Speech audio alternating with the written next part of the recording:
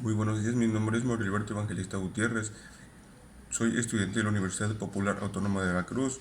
Estoy cursando la licenciatura en Derecho. En este video les voy a hablar acerca de tres temas en el derecho internacional. Como temas tenemos lo que es las grandes potencias en la sociedad internacional, las fuerzas transnacionales e internacionales y cuáles son los puntos principales de los tratados internacionales. Como primer tema, las grandes potencias en la sociedad internacional. Las potencias son relaciones internacionales que designa el Estado y actúa en ellas con protagonismo propio, ejerciendo diversos grados de capacidad de influencia o directamente ejerciendo su poder. Estos poderes pueden ser su poder político, su poder militar, su poder económico y el más sutil denominado poder blando. La moderna ciencia política utiliza los términos potencia y poder. Los mecanismos de influencia incluyen el uso o amenaza de uso de la fuerza, la presión o interacción económica, la cooperación internacional, ayuda al desarrollo, comercio internacional, guerras comerciales, sanciones económicas, la diplomacia y el intercambio cultural. Atendiendo a su dimensión geoestratégica, se habla de superpotencias, potencias mundiales, grandes potencias, potencias regionales, potencias intermedias, etc. La potencia que se impone sobre las demás se denomina hegemónica. La situación en la que ninguna potencia o bloque de potencias consigue imponerse se denomina equilibrio de potencias. También existen las situaciones de bipolaridad y multipolaridad entre las potencias. Los estados que no tienen capacidad de actuación ni en la esfera internacional ni siquiera pueden ejercer las funciones propias del estado dentro de su propio territorio se identifican como estados fallidos. Los estados que no cumplan sus responsabilidades dentro del sistema internacional se identifican como estados gamberros.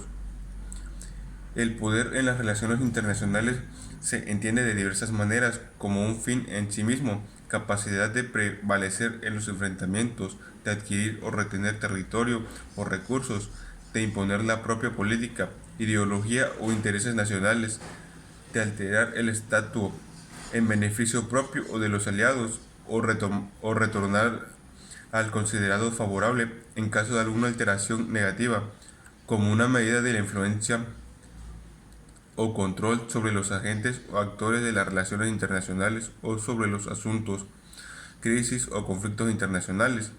En términos históricos, la potencia son los estados con fuerte influencia política, cultural y económica en su entorno y con capacidad de proyectarla hacia el mundo. En el siglo XX, las grandes potencias fueron Alemania, los Estados Unidos, Francia, Italia, Japón, el Reino Unido y la Unión Soviética. Entre 1945 y 1989, la Guerra Fría dividió el mundo en dos hemisferas de influencia, los Estados Unidos y la Unión Soviética. Estos dos países fueron considerados como las superpotencias. Después de que la Unión Soviética se desintegró a principios de 1990, Estados Unidos quedó como la única superpotencia restante de la Guerra Fría. Ahora les voy a hablar acerca de la clasificación de las potencias.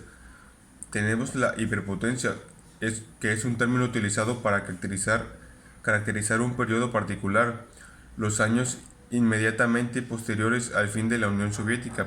En concreto, el término se ha usado para referirse a la aceptación de los Estados Unidos en un periodo donde ya no había bipolaridad y grandes potencias como China, Francia, India, el Reino Unido y Rusia ejercían solamente una influencia regional, mientras los Estados Unidos proyectaban su poder sobre el planeta, constituyendo una potencia global. La superpotencia internacional. Una superpotencia es un estado con una posición dominante o predominante en el sistema internacional y con la habilidad y los medios para tener influencia en eventos y en proyectos de poder a escala global, fundamentalmente a manera de proteger sus propios intereses y los de sus aliados más cercanos. Es considerado que una superpotencia está un paso delante del resto de las grandes potencias. Potencia mundial. Potencia mundial o gran potencia es el calificativo atribuido a un Estado o entidad política que tiene la capacidad de influir a escala mundial a través de su poderío militar o económico. Su influencia se ejerce sobre la diplomacia internacional, Sus opiniones deben ser tenidas en cuenta por otras naciones antes de tomar una acción diplomática o militar. Una característica de una gran potencia es la habilidad de intervenir militarmente en cualquier lugar. Además, las grandes potencias poseen una influencia cultural que se manifiesta en forma de inversiones en partes menos desarrolladas del mundo. La potencia regional. En el ámbito de las relaciones internacionales, una potencia regional es un estado que posee una región geográfica. Estas potencias definen la polaridad en todo complejo de seguridad regional. Los estados que ostentan un poder e influencia por encima de sus vecinos en una región del mundo poseen hegemonía regional. La potencia intermedia. Esta potencia se refiere en geopolítica a los estados que no son superpotencias o hiperpotencias, pero que tienen una gran reconocida y significativa influencia internacional. No existe una especificación definitoria de cuáles países son potencias intermedias o semiperiféricos. También tenemos la potencia emergente. Una potencia emergente o una potencia en ascenso es un estado o unión de estados con una influencia creciente significativa en los asuntos globales.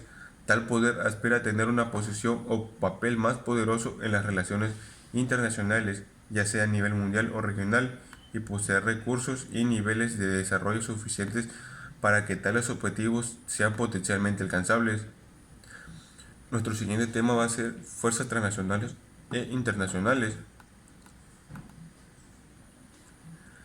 Entendemos por fuerzas transnacionales los movimientos y las corrientes de solidaridad de origen privado que tratan de establecerse a través de las fronteras y que tienden a hacer valer de imponer su punto de vista en el sistema internacional. Estos tipos pueden ser la ONG o las empresas transnacionales. Como la ONG son las organizaciones no gubernamentales. Son organizaciones civiles sin vínculos con estructuras de gobierno ni fines de lucro. Surgen por motivaciones populares, por la iniciativa de un grupo de personas y tienen como objetivo y razón de ser lograr un fin determinado de interés social.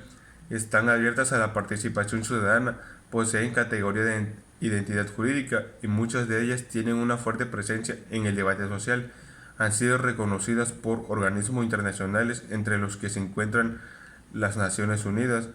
Dentro de sus accionar cumplen un rol importante con distintos grados de acierto en la difusión y la educación no formal vinculada a sus objetivos y propósitos. Asumen en forma activa el papel de denunciantes de situaciones irregularidades ante la opinión pública y justicia. Organismos estatales, nacionales, internacionales y ejercen el derecho de peticionar a las autoridades. Sus objetivos son defensa del medio ambiente, ayuda humanitaria, derechos humanos y desarrollo. Los elementos de la ONG son los siguientes: es internacional, no deben tener un origen en un acuerdo intergubernamental, no tienen representación gubernamental, deben estar organizadas democráticamente, no son lucrativas, su interés es internacional y están constituidas con el derecho interno de un Estado.